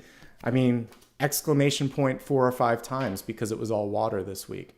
So you can clean up old relationship baggage, saying, I love you, I'm sorry, or kind of like getting sort of whatever's on your mind out in the open so that you're not thinking about it. You can also express love or interest. You can also bring together people. So it's a good week for that. Use it if you can. The Page of Wands here is in reverse and it's in the near future. So this is a developmental card. That's what I'm picking up on as I'm looking at this. So not being afraid to listen to different ideas when it comes to developing a product idea or something in your life. Because I like it when you're very clear on what you want, but what's interesting sometimes is that none of us are perfectly, none of us are perfect. None of us are complete sages. We're all walking this path in this lifetime so we can continue to learn from ourselves and from others. So there may be someone in your life that has done it and maybe made some mistakes and they can share something with you. Just listening. Like I said earlier, you don't have to agree. You don't even have to react initially. You could just say, oh, I hadn't thought about that. Why don't you send me the link to the site that you're talking about, or put a couple notes together in an email and I'll read it tonight when I have a moment to really digest it. I'm curious about what you have to say. I need some time and space to kind of sort out and see if that makes sense, but I'm glad you mentioned it. That's a really great way to buy yourself time, to not have to react right now, and to let the person know that you care, and then read it and then react to it when you can. And then let them know, say, you know what, I spent an hour, I checked it out, I really thought about it, and I agree or I don't agree, but then you've done what you needed to do. And that's a page reversed. It's taking the input, deciding, am I open to it or am I not? And then taking action after that. They're slowing down. Pages and Knights reversed are pausing. It's more of a pause with a page reversed. With the Knight, it's actually taking a half step back or turning direction a little bit. So all you need to do is pause and consider. You don't have to act, react, or agree. Just consider. And that's the most important thing. Okay? Now, we had a few that were sticking together. These two wanted to stick together as a representation of how you're showing up in spirit. So they're both reversed. I'm going to read the top one as the presenting energy and the bottom one as the thing to kind of be aware of, like latent energy or old patterns. So let's just turn them upright first. They're both reversed. I mentioned a Knight reversed, or any Knight basically, would be taking a step back. The reason you're taking a step back is to see something that you didn't see or understand before. Eight of Swords reversed is about enlightenment and also freeing yourself from something that felt like it was a trap or holding you down or holding you back. So you're going to slow down for a second. You've already started the process here. You're considering something, and you may consider it so much that you're like, you know what? I'm going to take a step back and fix this. I want to take a closer look. So I feel like some of you want to pull back the curtain and see what's there. Look a little bit closer and see, oh, I hadn't seen. Okay, we need to deal with that. We need to fix that. Or I need more information about this before I move forward. So I think a delay and research and a directional change, it's necessary for some of you. It will save time, and it comes maybe in an inconvenient or unexpected way. But ultimately, it is about enlightenment, because this card reverse is about seeing something that you didn't see before, seeing something that you need to see. And ultimately, when we look at the environment, it puts you in a position of power. The Hermit is a very powerful card because it holds the lantern of knowledge and truth and light and what? The star right there. So this is reminding yourself of your star power. It's also reminding yourself that it might be time to come out of your shell a little bit, because the Hermit reverse is saying put yourself out there and basically be in the light. We see the little skull here, which reminds me of the death and rebirth that I pulled when it came through for a potential block, and we were talking about the specter of what's possible, specter of the year ahead, or Christmas yet to come. So as we look at the year ahead, the Hermit's shining a light in the darkness and saying, I'm not afraid of this. I'm not afraid of the possibilities. And so both of these cards are actually about seeing something that you didn't see before. The Hermit's coming through, and now comes through with an enlightened wisdom that wasn't there before. Some people are also wishing they could see more of you. So this is the potential, and this is what's coming through. This is the hesitation. The star is literally right there, and we see the little star here. So people are ready for you to step out of your shell a little bit and be seen whenever you're ready to do that for yourself. You have to see it first, and that's the big message here. Opportunities right now, hopes, fears, and opportunities. We have the Page of Pentacles. Someone's interested. The page, it could be an offer on the table, an email that's incoming, a love proposal, an invitation. It's all good, folks, the Page of Pentacles. But the first thing that has to happen is you need to believe I'm worth it. It may come before the invitation. I'm ready and I'm worth it, and this is going to happen, and I'm not going to be denied on this because it's the right time. So feeling that sense of preparedness, not necessarily entitlement. The I won't be denied is more entitlement. More like I'm not going to get in my way this time. So I'm ready and I'm aware and I'm awake. Show me the path. That's a more kind of clear way to go to the page. Entitlement's going to block it up a little bit. Let me think what I want to say with this. Because of the fear, with the Page of Pentacles in fear, sometimes you're just afraid of asking for too much. One thing that I've learned is don't be afraid to ask. There is a great likelihood that if it's reasonable, you can get it or some percentage of it. So be reasonable and be vocal, and let the universe, again, when the star card comes through, let the universe dictate if it's reasonable or unreasonable. You know, too, I mean, you're not going to ask for a unicorn. But if there's something that you're looking for, go to the point where it's just a little bit under what's uncomfortable, and say like, yeah, this feels right. This is a little bit of a stretch. I'll know they're going to come down a little bit when we're looking at prices or titles. Just stretch a little bit and see if they don't meet you there. Sometimes they meet you and you're like, you know what? I guess I am worth it. You never get more than you're worth, particularly if we look at the law of supply and demand. You'll get exactly hey buddy, you want to say hi? He's like, no, I'm going to go get a toy. Come here. Come say hi to everybody. I know, you're so shy. All right, he'll come back. He's just playful right now. All right, let's look at the card in the future here. We have the Nine of Swords, which can be a fear-based card.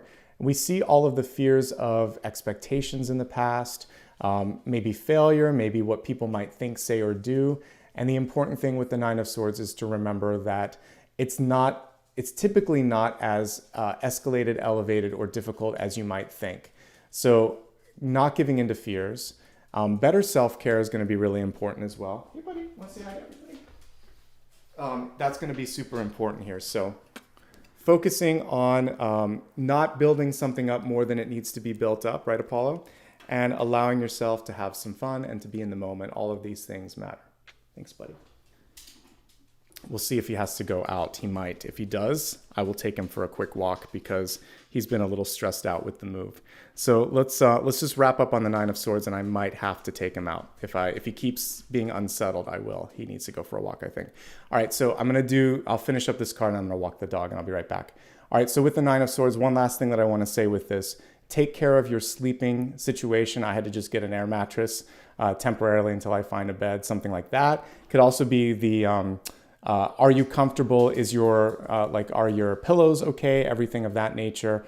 And the other thing here is if you are dealing with a lot, don't be afraid to reach out and talk to someone else, okay?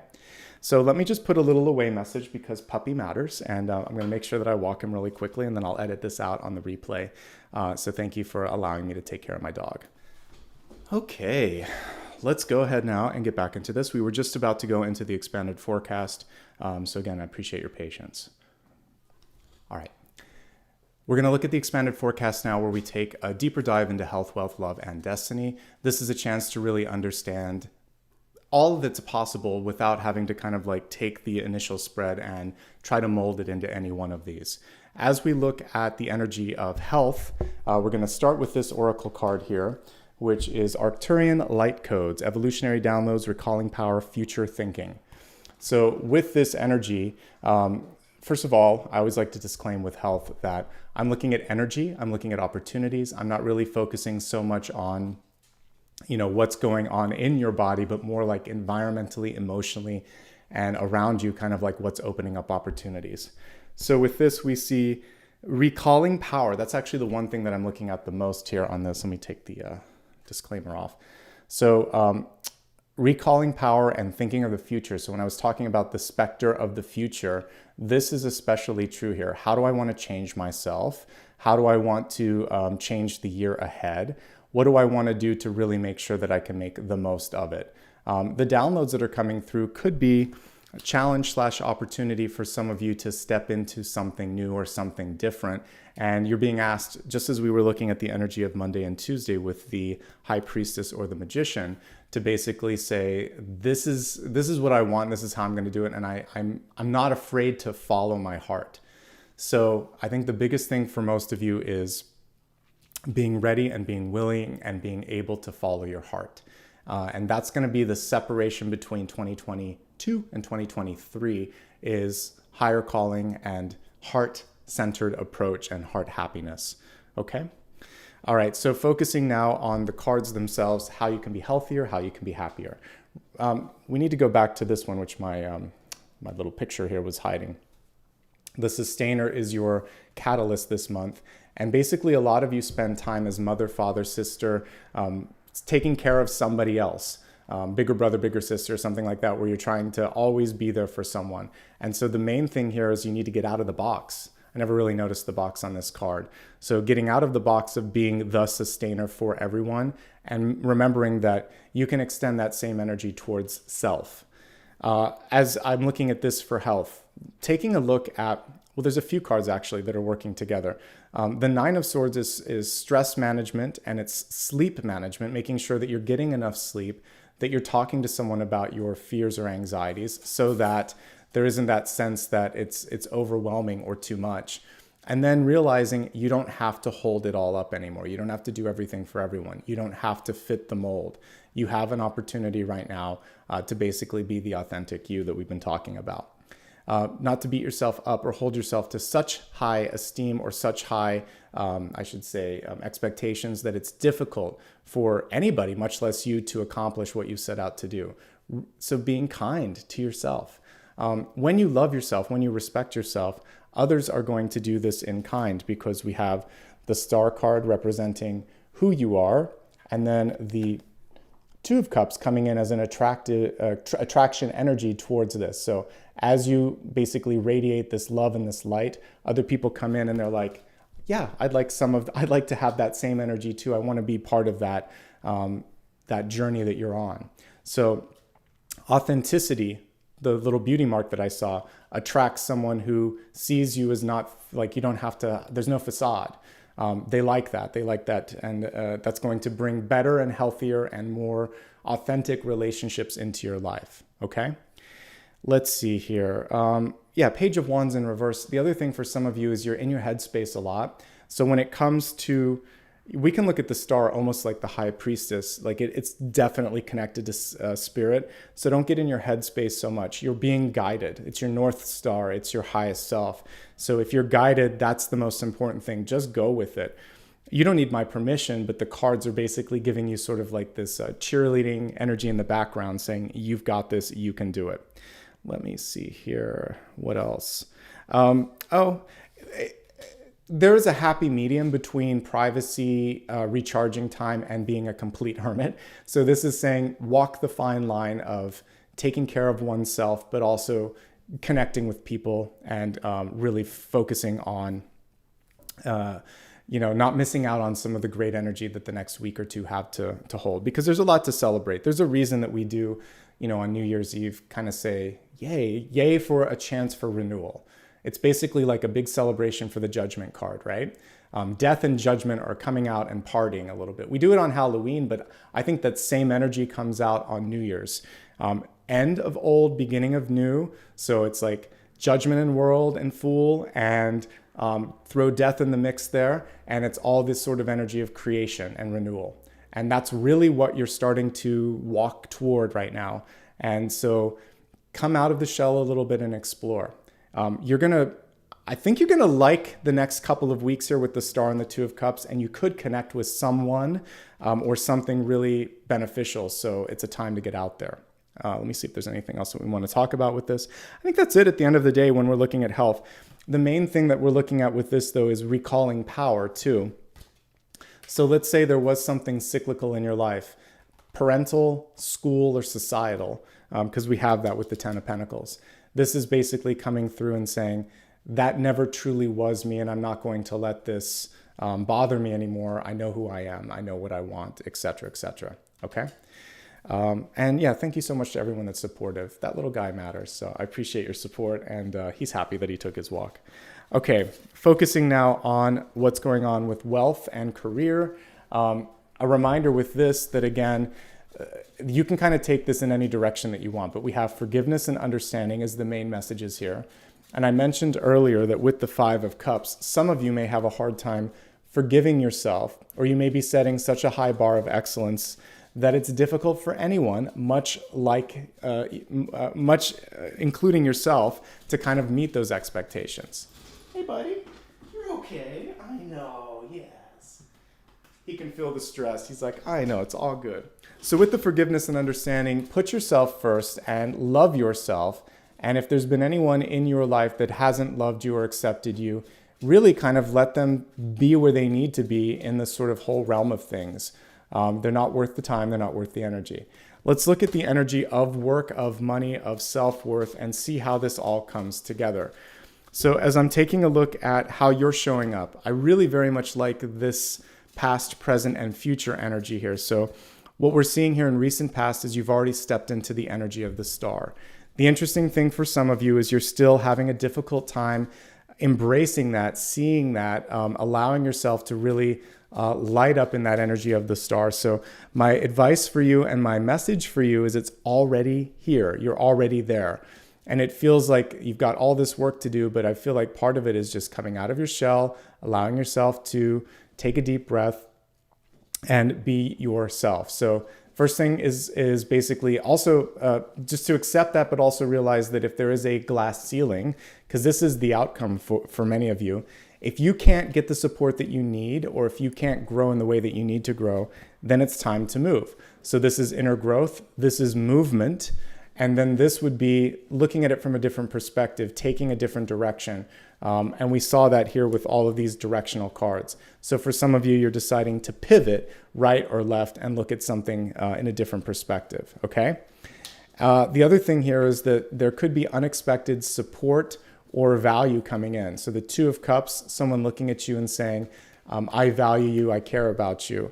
The Page of Pentacles, an offer on the table, where again, you have to sort of think, how does this sit for me? Is it good enough? Ultimately, don't be afraid of the future, because the future is pretty bright from what I can see. It just requires a pivot for many of you. Forgiveness and understanding. For some of you, you might have also beaten yourself up over past choices. I could have done better. I would have chosen different.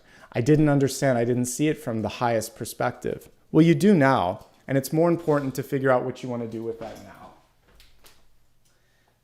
I'm just tucking Apollo in so he can relax in the background. All right, so those are the main messages with respect to wealth. The other thing here with sustainer, some of you can be a CEO or could be the head of a sort of path or direction. And it's just a question of if you believe in yourself. A lot of this boils down to belief systems, and faith and trust in self. If you can see it, if you can do it, other people are going to file behind you. But if not, then it's going to be an upward battle. So this is the main thing here, is believing in yourself and kind of taking that first step in that direction. Okay, moving on from wealth to love. We have Dharma unfolding, and it says, remember that you're on a path, take one step at a time into happiness. This card was reversed, but let's just take a look at the card in the upright position. Path is the key thing here. It's not like an immediate point A to point B. We can't tesseract like you can in A Wrinkle in Time. There are no portals like there are in the Stargate mythology. We have to actually walk ourselves sometimes. We can speed up. We can kind of call in situations that act like a tesseract and get us there faster, but we still have to walk to get from point A to point B sometimes. So in relationships, walk the walk every day. Don't just talk the talk. Take steps towards improvement. Work on yourself. Work together, because ultimately that's what we see with this partnership energy at the top. And as long as you have the partnership, you're going to be okay. Let's go ahead and delve a little bit deeper here. We're going to take a look at those of you in love, looking for love, or single and happy. If you're in a loving and existing relationship, it's coming through here loud and clear. We have the Two of Cups, so that's saying, I see you, you see me, we have shared interests, we're going to work on this together. That is the key. It's actually a keystone here holding everything up. So as long as that exists, you will be fine. Here's the pressure points. Families coming in, your in-laws, people around you. They're expecting, wanting, requesting, and asking of you and your partner. It can be a little much. It can be pressure. 10 of Wands can be pressure to do something. Again, we talked earlier about pressure to marry. Maybe you've just been partnered, but you're not married. Pressure to have children. Pressure to buy a house. Pressure to get a better job. Pressure, pressure, pressure. Move closer to home. You know what? All that matters in this is the 3 here in the center. This is the 2 of you. This is the life that you're building together. What do you want to do? Where are you going? Pull out some of this familial stuff and societal stuff. And it's the 2 of you walking the journey together, because this is travel and this is partnership. There is some stuff going on between in your lives right now. So this card can represent loss, and it's not like immediate loss. Usually it's the delayed energy that happens maybe months after something has changed or shifted, and you're still kind of stuck on it. You're still dreaming or thinking or talking about it. So maybe there's an opportunity for therapy or counseling for one or both of you with this kind of energy. So if that's something you're going through, you're not alone, but you might need someone else to help the 2 of you, because there's a point where you're at an impasse as a partner. I can only do so much. I'm not your therapist. I'm not your parent. I'm not the doctor. I am here to help you and to support you, but I might have to help you walk toward that other helping hand, okay? I see a deep karmic relationship with the Star card. There's been many lifetimes where some of you in these existing relationships have played different roles in the family: brother, sister, mother, father, aunt, uncle, etc. So we play out all the different roles across lifetimes to understand it from different perspectives. Sometimes you give love and care, sometimes you receive it. And so in this lifetime, it is about not needing to be the one that's giving everything. The sustainer needs to be sustained. So the karmic opportunity in this lifetime is to receive and to ask for what it is that you need to receive, and to not feel like, especially when you're together, here's the big opportunity in existing relationships. Secrets come out. You already know what your partner's thinking or feeling or going through. And if it's you that's hiding something from your partner, it's better to just put it out there and say what it is. Because together you can work on this, you can figure it out. There's a lot of fearful energy here, but then I see a lot of enlightenment that wants to come through. So talk about your hopes and fears. Talk about whatever is coming up. The communication is essential. As long as you go into that communication, things can go well. These are two very interesting outcome cards. This is consideration, this is fear. And so I think really if we were just to elevate the two, it's about talking about what matters most, what you're afraid of, and maybe being open to some support. As long as you are, I think it'll be fine. As long as your partner is, it'll be fine. If they aren't, or if you aren't, that's where we start to see some friction coming through, okay? For those of you that are looking for love right now, it's a little busy. It's a little chaotic right now. Can you find it? Absolutely. Probably because it's inconvenient. Some of you are traveling a lot. You may meet someone in your travels. Some of you have just moved somewhere and the dust needs to settle. Some of you had a moment of like expansion and everything's going on and you really don't have a lot of time for yourself or for someone else. So what I see here is that there's someone coming into the picture, they're interested, but it's actually kind of a stressful period over the next couple of weeks to start something up. So maybe there's an initial meeting, maybe there's a date or two, but I really think that when and if this kind of takes off, it's going to be in the new year. It would be in January. This month, what I would focus on for you is to get enough rest, to focus on. Also, it feels like some of you need to bring something to the light of day. So in other aspects of your life, whether it's work or family, to kind of clean up that energy as well. And I think overall, once you kind of push back on some of this pressure too, you'll have more time in your schedule, but you're just not present enough, some of you right now. Let's say you are present, be open to love showing up in different forms. And at inconvenient times and in different ways. This is a very stubborn card. This is very stubborn too. So we need to see more of an opening, like, oh, that person over there could be the one that's interested in me. I hadn't considered that. We're looking at two very compatible energies here with a Knight and a Page. Younger, playful energy. It doesn't have to be like young in age, but I'm getting a sort of playful vibe. So the two of you bring out the younger sides in one another and a youthful sort of vibe. And very close to, like I like it when I see a king and a queen, or a king and a knight, or a knight and a page. They're very close in ranking. And so energetically, you guys are pretty compatible from what I can see. It's just a weird time. You may not see it coming. They may not see it coming. And here's the interesting thing. Maybe like one of you was divorced or both of you were just single and happy. And then all of a sudden you meet and you're like, oh, that's what I've been missing. Oh, maybe this is what I've wanted. But I didn't think I wanted it, but now maybe I do. And then it causes fear. So just be open and don't get in your headspace too much. I definitely think it's a time when you can meet someone. Your life just seems like there's a lot moving. So settle the dust and get things kind of oriented in the way that you want and see where that leads you, okay? Now focusing on the single and happy folks, I think it's a great time to be single and happy. If you have budget, desire, and means with which you can travel, good time for travel. Again, great time to go with a friend if you wanted to. This can be a platonic sort of energy. I see many of you across all the different relationship statuses. Feels like money's been important. You're making good strides on it. This kind of gels with what I saw in channeled messages. I pulled the 9, but the 10 works too. Just don't put all your energy into finances. Focus again on love and being present and seeing the world. So right now it feels like travel and partnership wants to come through, friendship and being around people that you care about. What I see right now for many of you though could be an opportunity on the horizon. I've talked about this before. I've gotten some of the best jobs of my career in October, November, December, and January. Like winter months, fall months are great. And again, one of my best jobs actually came in January too. So you never know what's on the horizon here. There could be something really cool with work or school or money, and it's coming through at a strange and inconvenient time here in the next month or so. So stay open to that, okay? And don't second guess it. If it's something that you've called in, you've called it in.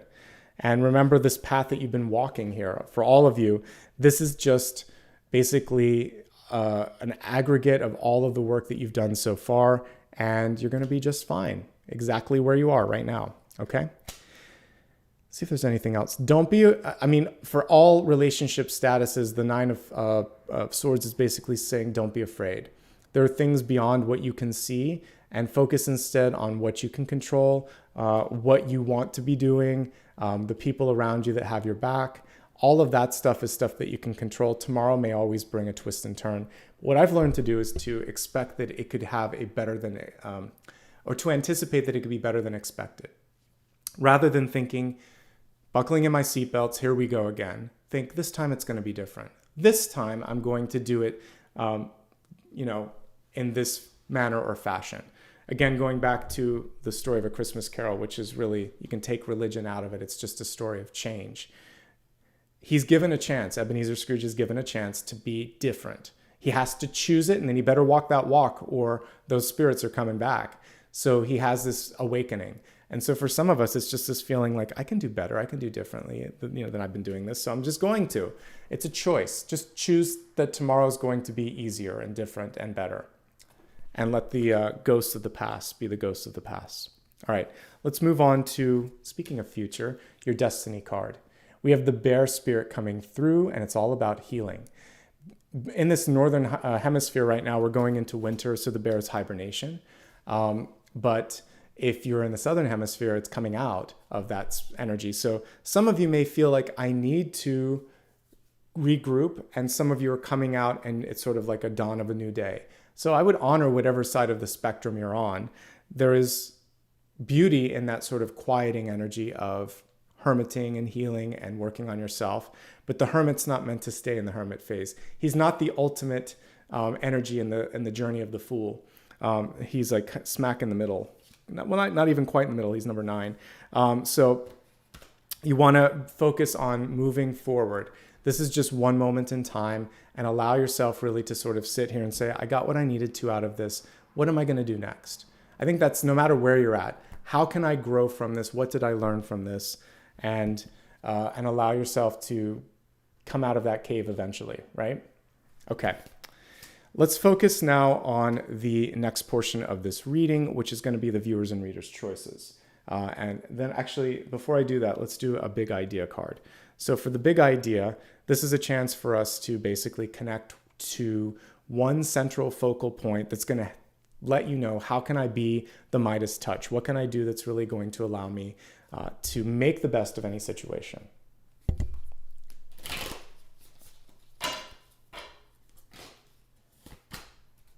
Action. So action, communication, writing, they're all kind of related.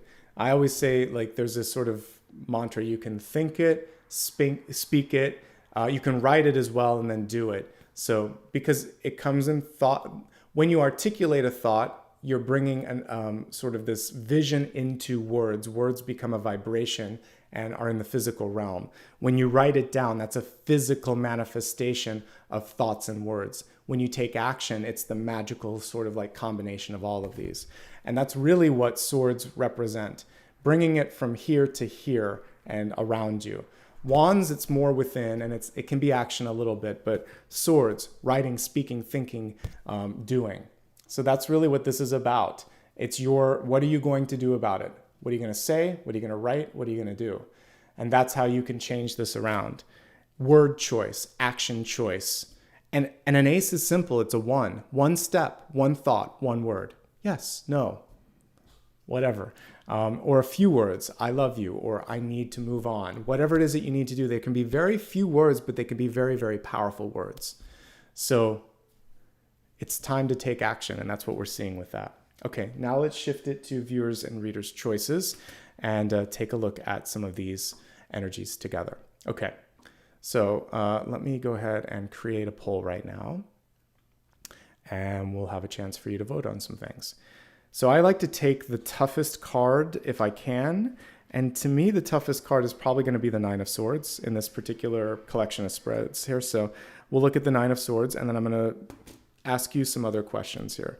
So let's take a look at this. I mean, we have forgiveness and understanding here in wealth and career. So let's take a look and see, what is it that you need to forgive? What needs to be forgiven? slash understood.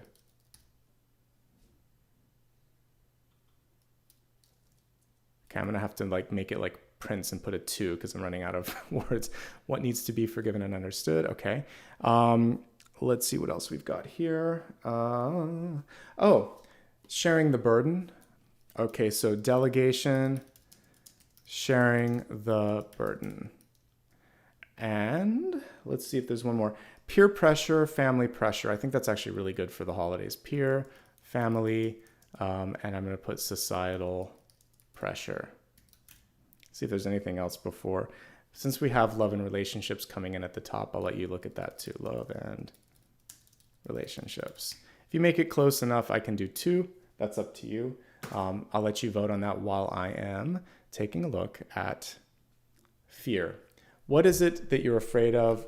Should you be afraid of it? What can you do about your fear? So clarifying the 9 of Swords with the 5 of Swords. Gotta love the swords. Okay, 5 of Swords in reverse. So with the 5 of Swords, we have a chance to recognize a pattern where no matter how hard you work, no matter what you do, it may not be enough for someone else. We can't make everybody happy. Someone in your life may simply always want a little bit more. Expect a little bit different. Something just, there'll always be something. I'm sure we've all had a grandparent, a partner, someone in our life who just always wants a little bit of a change, you know. And for you, it's recognizing that you've done all that you can, and at a certain point, enough is enough. So this is a chance for you to walk away from people that can't be satisfied. It's also recognizing a pattern where someone's trying to get the best of you. So since we're entering into a season where there's going to be a lot of work and holiday parties, if someone tries to get you talking about someone or something and you know you shouldn't, don't. If they try to, if you're trying to give constructive criticism to someone and they're not ready to receive it, wrong person, wrong time, energy that's not worth it. So this is basically a chance for you to just step away from that. There's a better use of your time and energy, okay? Let's take a look and see what you guys have chosen. Wow, by a landslide. What needs to be forgiven or understood? Okay, good question. So let's take a look at, especially in this time of the year, what is it that you need to be focusing on to understand, to release, to forgive, and let's see what the message is from the cards.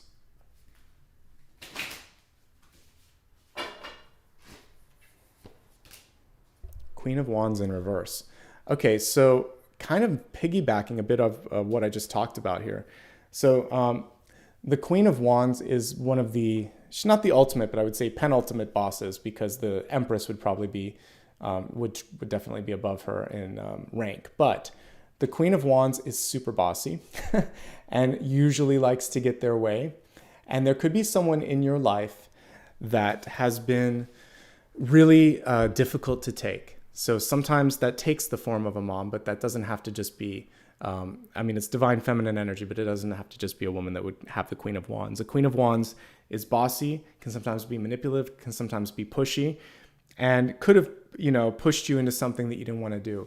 So there could be room for forgiveness there. I think it starts with just forgiving yourself for not, at the time, having the strength or wherewithal. We don't always have the ability. If we're children, for instance, and there's a bossy or mean teacher, how much can we really do as a kid? There's only so much you can do in that situation. If it was a parental figure or a boss and they abused the authority, again, there's only so much you can do at any given point. What are you going to do about it now, though? That's where the empowerment comes through. And how can you forgive and empower yourself? Because a big part of today's reading has been about sustaining yourself, speaking up for yourself, and lifting yourself up. So now what? It's more of a question of now what. Here's the cool thing with this. You could also create something that doesn't exist right now. You could build a bridge, because the Queen of Wands is the queen of the impossible. Queen of Fire, she's passionate, she forges new things. And so there might be something where you're like, I need to clear this out before I move on to the next thing. So you're going to come in with the somewhat pushy but still open energy of the Queen of Wands. And you're going to say, we can't avoid this conversation anymore. I need to tell you something. I'm not looking for permission or acceptance. This is my truth. And you've denied me my truth, so I need to put it out there. And if you want to talk, I'm willing to listen, but you need to hear me first. So it's holding a very firm and steady ground saying, this wasn't right. This is what I need to say. This is what I want. And if you're ready for communication, great. And then if not, you can move on too. So it's just having your say and then using your fire for something else. Sometimes I see people fixate on one person or one moment in time. At a certain point, if you've said your piece, use the fire and the energy for forging something different. And that's also an opportunity here because these two cards work together. Some people just don't want to listen. So don't waste your breath. Put it into something that does matter. Spend it on someone who does care. Focus on building up yourself, healing yourself. You don't need an apology to start to, or even for someone to accept your apology to allow the healing to begin. Seeing the pattern, letting go, moving your thought pattern out elsewhere. Again, standard disclaimers, I'm not a therapist, but just from my own life experiences, when I've been wronged and the other person's never going to listen or never doesn't even care, I think to myself, okay, am I really going to give them more power? Or am I just going to break that pattern, avoid attracting that energy because there was a part of me that attracted that energy and move on? And usually it's the latter. It's time to move on. So I think that's the big opportunity here, is a chance to move on. Okay, let's see here on where we're at and what we're going to do next. So I feel like we've moved through all of the pivotal pieces. We went through the channel messages, 7-day forecast, blessings and blocks, elemental forecast, viewer's choice, and the special topic. We also had Apollo's walk in there. And now we're going to take a look at a final card at the end. Before we do that, we're going to do a meditation. And I think that one of the things that we can do is a healing meditation, especially here as we're entering this latter part of the year. So we're going to imagine that we're standing in the doorway between the 2 years. The goddess Janus will be with us, or the god Janus rather, and then we'll allow ourselves to take a foot into the new year. We'll do a deeper version of this on New Year's Eve, but we're going to do a little bit of healing in this one too. So maybe Archangel Raphael is standing there, allowing us to heal. Okay, so before I do that, quick note, if you haven't already hit subscribe, please do that. It does help the channel. It allows me to grow and do new videos. You can follow me on social media as well. And thank you in advance to anybody that gave back. I do appreciate it. Okay, focusing now on the meditation, and then we'll get into the final card. Close your eyes for a moment and imagine that you can see a path that represents the final days of this year. So we're not quite at New Year's, but you can see this gateway, and it's almost like an old-fashioned arch in front of you. And there's this path. And I'm almost seeing if we think of the movie, any of the sort of Marvel ones where you're looking at Asgard, and you can see that beautiful sort of glistening, crystalline path.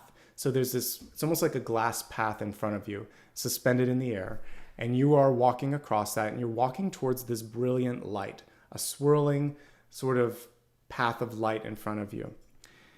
To your left and to your right, you have two angels, one that's going to help you with healing, Archangel Raphael, and one that's going to help you with release, Archangel Azrael. So think to yourself, what is it that I want to let go of?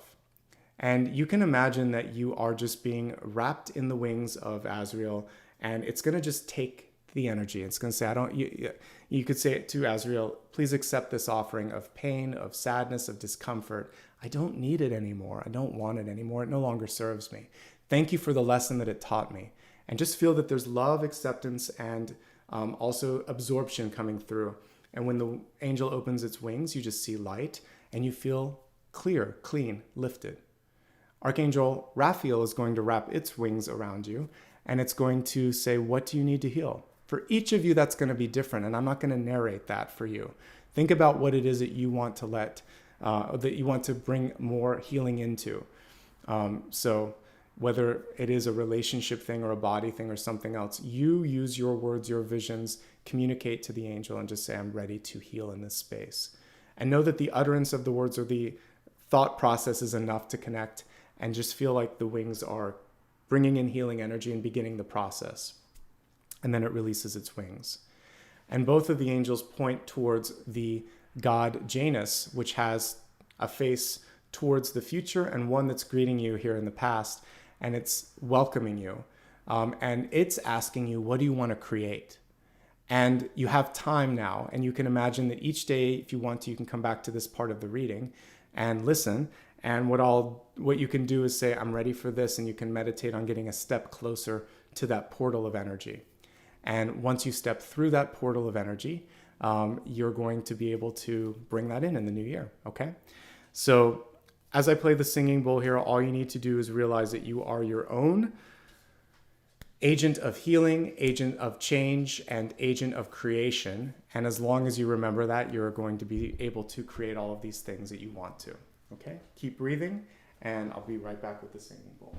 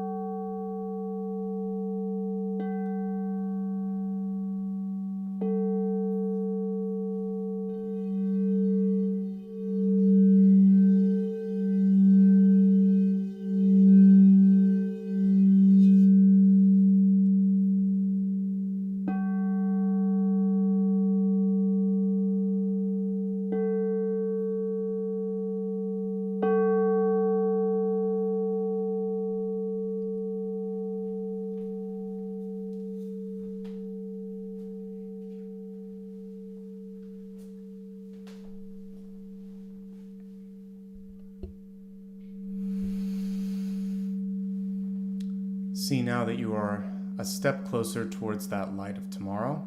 Feel that it is starting to wrap its arms around you just like the angel. Each day that you are closer to it, things are getting easier, things are getting clearer, and you are stepping towards that path of creation. All right, take a few deep breaths, and on the next natural exhale, I want you to open your eyes and think about the final question that you have for me.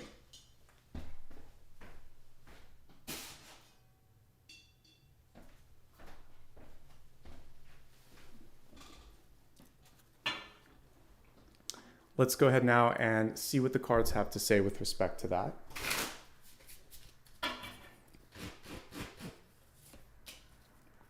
Okay, interesting card.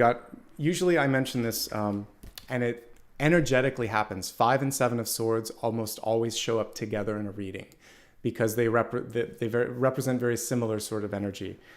So with the 7 of Swords here, if you ask me a question that requires a yes/no answer, like, should I do this? Is this right? Is this wrong? The 7 of Swords is a card of investigation and discernment, because typically if you're looking at a person, place, or thing, and you were asking me, is this right? The 7 of Swords would be a no for that, because there's something beneath the surface that needs to come out. Maybe once you know that, you'll be able to still move forward, but not until you do a little more research. So if it's a question of like signing on the dotted line, the 7 of Swords would be no. Look into it deeper or find a better option out there. There could be a better match for you. As a general sort of advice card, and then I'll look at some more things that come through, the 7 of Swords is basically saying what you want to do in order to push this away from you. Let's say you didn't even have a question for me, but this is coming up. The 7 of Swords is saying, through being honest, through acting with integrity, and through asking tough questions and calling out inconsistencies or behavioral things that aren't right, like a 7 of Swords, someone lying, someone trying to get away with something, etc., etc. By being the light, you will push those sort of creepy crawly things. Like, it's like when you lift up a rock and all the stuff goes away. You're going to lift up rocks and you're going to be honest and bright and light, and all of those sort of things will scatter. Okay? So be the light and work with integrity, act with integrity. That's the main thing that you can do to push away 7 of Swords. Integrity, honesty, and transparency. That's your mantra. If you see someone in your life that's acting with that behavior, call it out, set some boundaries, walk away if you need to. You can cut losses with the Seven of Swords. You don't know anything to anybody that doesn't have the integrity, honesty, or the ability to kind of partner up with you. It's important that we have some of those cards come up. So this week, the last thing with the Seven of Swords, and this is the easiest and the kind of most fun part of it, is it's just being honest with yourself. A lot of times we tell ourselves little white lies. Oh, just one more drink, or, I'll do this tomorrow, or, this doesn't really matter. But in our minds, we know that there's much more to it than that.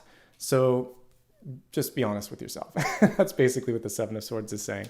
The same things that I mentioned before: honesty, integrity, and clarity, and the transparency. All those things are going to chase away the Seven of Swords. So as long as you do that, you'll be fine, folks, okay? But as a yes, no, I don't always say yes when I see those cards. And this would be a no or a not yet, or get more information sort of reply to a yes, no. And if you're looking at a person, they have something that they need to tell you, or they don't want to tell you, or that they haven't told you. And so there's a little bit more of work that needs to be done to understand that, okay? It doesn't necessarily mean the worst. It just means non-disclosure, or that it's not coming out, or someone doesn't want to show something. So make them feel safe. Let them, you can bring out that. Sometimes you can just coax it out because someone's been hurt before. Speaking of my little dog, who's now in the other room playing with his toys, when I first got him, he had been around energy of 7 and 5 of Swords. So even still, he's scared sometimes. He doesn't want that to come back. It can be like PTSD. So you want to create a safe space for people that have been around that, including yourself, just to know that that's not always something that happens. All right? So that's everything for today. I really do appreciate the patience here. I'm going to edit out that little piece and basically where I was walking the dog, so it'll be a little bit shorter, and most people won't even know that I did that, but it was important. And thank you for allowing me to me, that's just empathy and kindness and being there for the dog. So to the people that complained, whatever. I don't have time for that. That's 7 and 5 of Swords energy. All right. I want to say thanks to everybody right now. First of all, thanks if this is your first time. I hope you enjoyed it. I'm here every single weekend, typically even on holidays. I'll be here on December 25th and the 31st as well. Just because why not show up in the morning and kind of, to me, this is a nice gathering and a nice reset for the week. So I'm here every Sunday, unless something major is happening. And usually if that happens, I'm usually here on Saturday instead. So show up on the weekends, tune in if you can. I appreciate it. I do monthly readings that are not quite as long as this, or about an hour and a half or so, at least as I'm currently putting them together. So all of the December ones are on the channel. I'm about halfway through January, and we'll have all those up by the end of this month. And I do daily card pulls now, and I listen to your feedback. They're a day ahead. So I try to put them up in the early evening so that you can get them the next day. And I know for those of you in East Asia, Australia and other parts of the world, it comes in the morning, but I'm doing my best. I'm trying to get them out a little earlier. And that's that. All right. So let me thank and welcome the newest members and anybody that gave back today, and then we'll wrap up. But yes, I will be working over the holiday season. So I hope to see you. If you're traveling and you need a break from family, show up with me, and I'll give you a little reprieve for a little bit. Okay, let's take a look here and see what's going on here. Okay, so for the newest members, I'm going to call those out first. So I think we have 3 today, so this will be pretty short. Christy Cobb, thank you so much for renewing after 28 months. That's amazing. Thank you so much for being here for a couple years. I appreciate that. Seema, thank you very much as well. Brand new member, good to have you. Welcome to the community. And Brandy Metcalf, thank you so much for rejoining after 2 months. I appreciate that. All right, I'm going to quickly acknowledge Super Stickers and Super Chat. While I'm doing that, thank you to Dakota for your help today with moderation. We missed you last week. It's good to have you back. All right, with today's kicking things off, thank you so much to Yoga Rising. I appreciate you. Ina, I think it is. Thank you so much for your contribution. Joy of the Forest, cool name. Thank you. Thanks, and happy holidays to you too. Melissa, thank you. All that Yaz, thanks. Dark Shadows, thank you so much for the €50. I appreciate that. Tahoe, good to have you back. Thank you this year for all of your gifted memberships and for being a good part of the community. I definitely saw that and appreciated it. And I'm glad you like the new place. Anon Mom, thank you very much. Let's see. Angela, thank you. Or Angela. April, Marushia, thank you very much. Kathy Ahern, good to see you again. And thanks for the 49 and for the blessings in the new space. I appreciate it. Esmeralda, Jane, Eileen, Namrata, Allison, thank you all so much. Shana, or Shanna, Carmen, Conceive, Believe, Achieve, thank you. Andre, good to see you, buddy. Thank you very much. Renita, let's see. Fazazel, I think it is. I am. Thank you very much. Catherine, ML Champion, Satya 108 Love, Jeannie Hart, Robin, Stacy, and Stephanie. Thank you all so much. If I missed anyone, apologies. It looks like we just got a new channel member. Kimmy, welcome. And Shayna, thank you for your contribution. Stephanie as well. And I think I got everybody. Yes, I got everyone. I'm going to, like I said, I'll edit that little piece out with Apollo, so the chat may be missing, but I'm going to review it before I do it as I'm doing the editing, and I'll make sure that I have a chance to look at all your comments. I get to see that on the back end anyway, so even if it's not showing up on the live, I'll be able to review it, and Dakota saw it as well. Thank you, Kimberly, as well. If I don't get a chance to see any of you for any reason between now and the end of the year, if you're traveling or busy, have a happy holiday. But like I said, I'll be here on Christmas, on New Year's Eve and New Year's Day, and throughout the rest of the month. I'm here, folks. So feel free to watch me while you're traveling, or when you're trying to get away from your family for a little bit, or if you're taking a walk with the dog, put me on your ear pods and listen, and it'll be great to connect with you. All right. Have a great holiday, a great week ahead. Lots of love, lots of prosperity, and lots of healing as well. Thank you so much. Bye-bye.